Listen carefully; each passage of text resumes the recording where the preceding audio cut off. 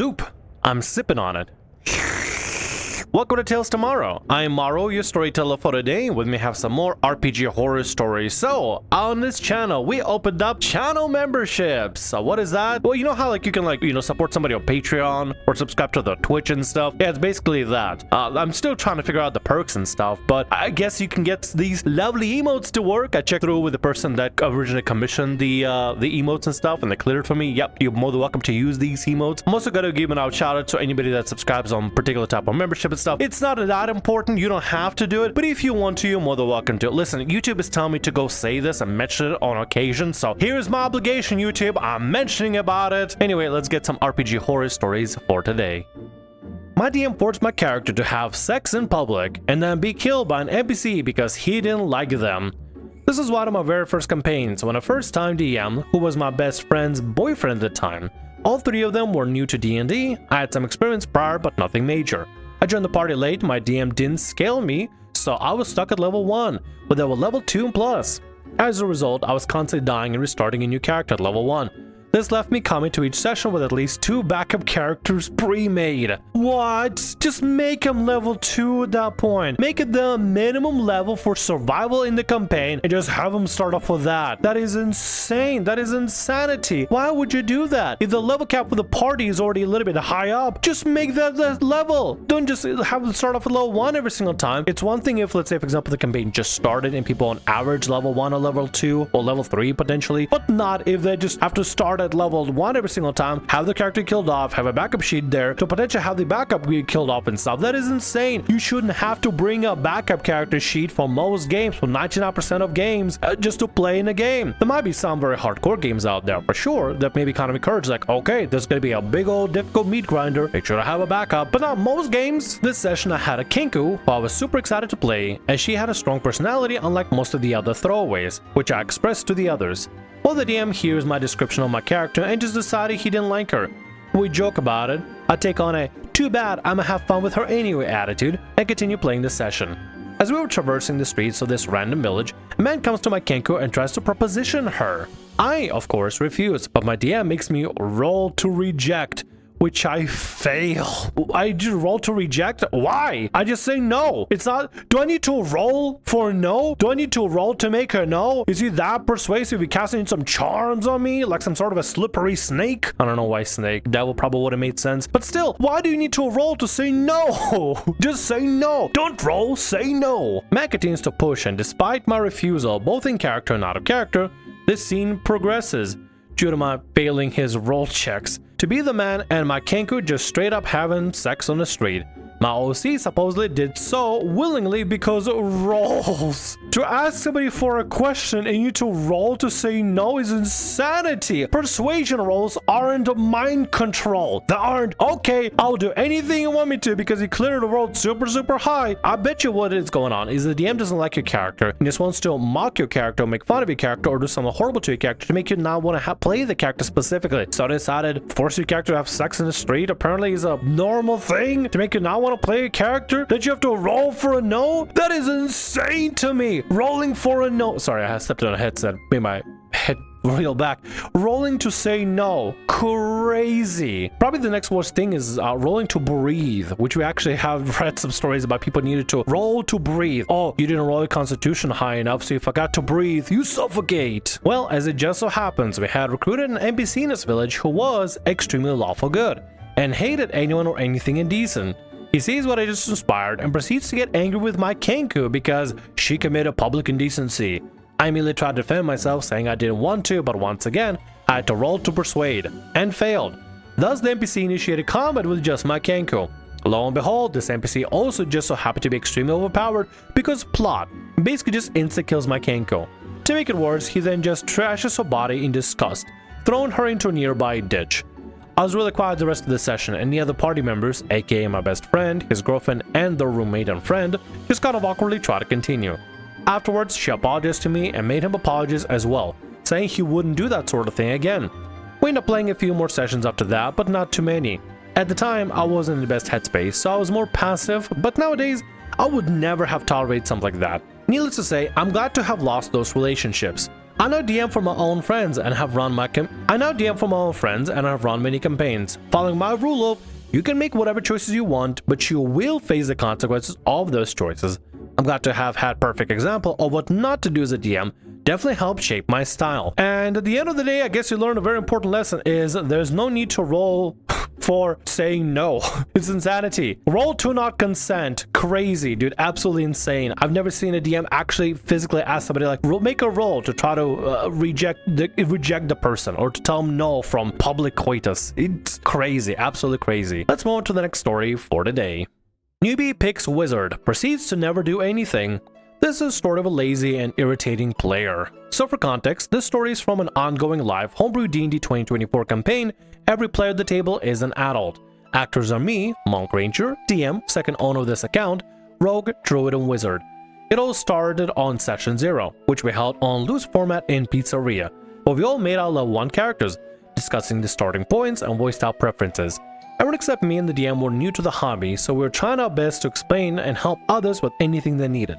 When 2 first-time players said they were going to pick a druid and a wizard, we voiced our concerns, cause those are the 2 most complicated classes in the game. However, druid played Baldur's Gate 3 before, so we didn't worry too much for her, and the wizard assured us it'll all be fine. Soon the time for our first session came. We gathered at the DM's apartment and started playing. Before the campaign started, we had a short, unrelated one-shot adventure that was meant for other players to try out their characters. Those seemed fine with how it was working out, so none of the characters were changed later, except for mine, which was planned all along. This, however, was the moment where red flags started showing. Wizard spent most of the sessions on the phone. He didn't have a character sheet, despite giving us him a printout, was obviously out of the game. There was this one moment where our characters needed a wizard's opinion, so we jokingly stopped and looked at him for like 10 seconds before he even noticed something was wrong. He also engaged in roleplay minimally, only saying a few phrases here and there. If your wizard doesn't even have a character sheet, is constantly on their phone, doesn't participate in anything, doesn't listen to the conversation, are they really playing? What are they there to do? If they don't want to play D&D, just tell them, hey, don't show up, don't arrive just to do nothing, just to sit around, be a wallflower. I kind of want to play the game and everything. If you're doing none of that, then why are you even here? Legit, it's unironically, I just don't understand. I just don't understand this mindset. I genuinely don't understand this mindset. If you don't want to play, you don't have to play. You don't have to show up. Maybe show up to other hangouts. Don't show up for D&D. If you don't want to play, don't force yourself to be there. If you're not gonna go through the process of having a character sheet, and I mean, at least you could have a digital character sheet on your phone, maybe, potentially, possibly, but not even that. They don't even have that prepared. They're completely unprepared, don't even know what they're doing. They're just sitting there AFK, just doing whatever. I get if somebody wants to use D&D as a way to just hang out with their friends and stuff, but the least you can do is participate even a little bit. Like, at the end of the day, people are getting together to do a thing, and if you're not gonna participate in a thing, then why are you even there? Are you just hanging out, just being a wallflower? Like, I get it, let's say, for example, everybody just wants to go bowling, right? And bowling is a very minimal thing to do and stuff. Like, if somebody just wants to hang out and not bowl, but just wants to vibe there, that's one thing. But if you're gonna be saying, oh yeah, I want to play D&D, but you don't play D&D, like, I mean, on one hand, yeah, they can just hang out and just vibe and chill, but just say, hey, can I just watch? Instead of, you know, saying, yeah, I'll play, clearly, I'll definitely play and stuff, but then don't contribute. If you want to just chill and hang out, just let them know, I just want to chill and hang out, not actually play. Can I just watch? I just want to be a watcher. I'm a voyeur. I'm gonna voyeur you guys playing D&D and whatever. Am I using that word correctly? Anyway, let's continue. Well, he started being a little bit more confident, but he didn't really improve. He made a character sheet, a digital one, a few months into the campaign. He had zero backstory or motivation for his character. His roleplay basically ended on being an aristocratic jerk, making a few mildly inappropriate jokes, and that's kinda it.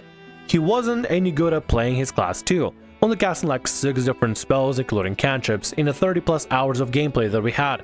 We also leveled up from level 1 to 5 in that time, and that was when I realized that he still didn't choose his spell list, so that's why he only cast Magic Missile and Thunder Wave, I thought. Minded, you asked him to do this, a lot.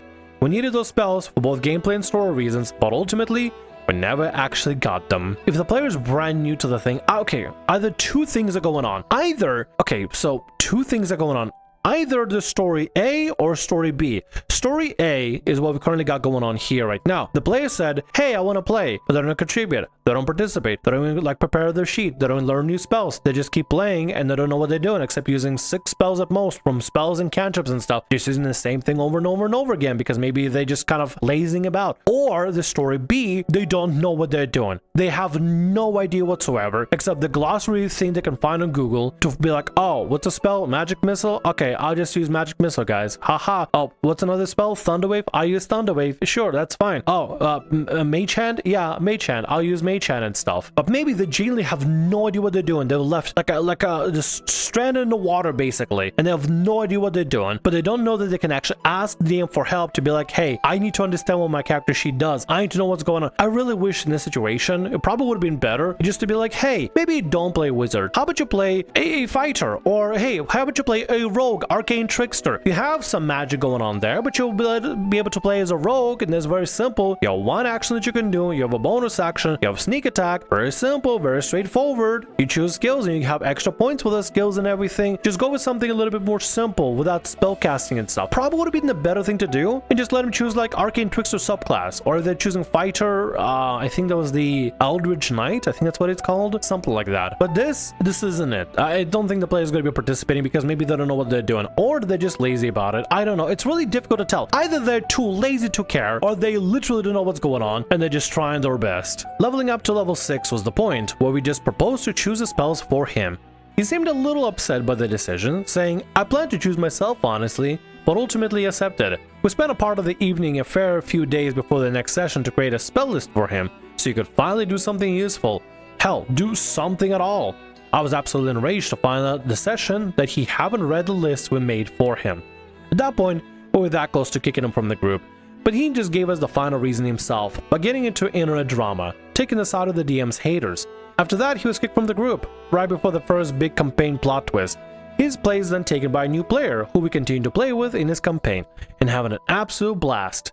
P.S. I guess the moral of the story is that you shouldn't ignore the passivity of certain players.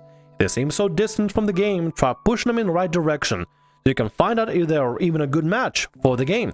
I also have a few older horror stories. Maybe I'll share them another time. Or just find people that actually want to contribute and actually want to do stuff, because we have people that aren't even willing to contribute or even learn the basics. It's just like, what are you doing here? If you just want to hang out and vibe, you just said you just want to hang out and vibe. I think this play just mostly wanted to hang out and just use it as a social time with everybody instead of like actual participating and stuff. And I'm cool with people want to watch and stuff, but I want to play D&D, man. If you don't want to participate and play, then don't participate and play. It feels like the player, maybe they do want to participate. Maybe they do want to play, but they just don't want to put in the work necessary for it. Well, guess what? You're playing a wizard, you're playing a spellcaster. Other players hopefully probably would have warned you about it, unless they didn't.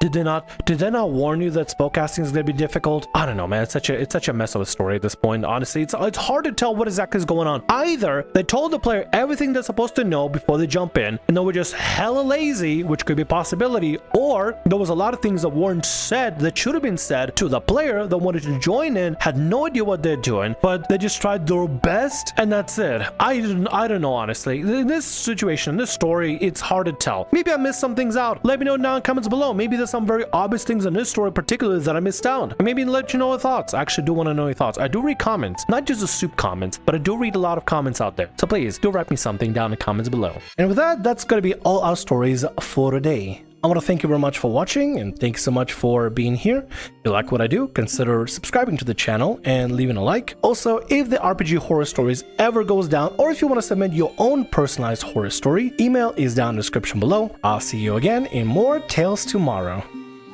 Bye-bye.